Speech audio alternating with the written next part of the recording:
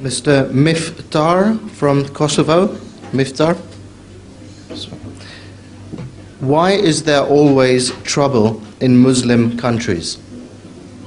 Ask them. I'm always troubled by their troubles.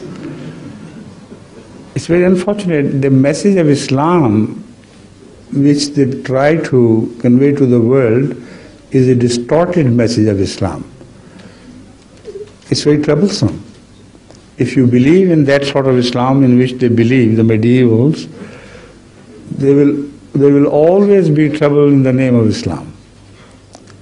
So I denounce that. On behalf of the Ahmadiyya community all over the world, I tell you that we do not agree with these troublemakers, Islam. We believe in Islam as it stands for peace. Trouble and peace do not go together. So Islam means peace. So wherever we preach, we convey the message of peace, and that's all.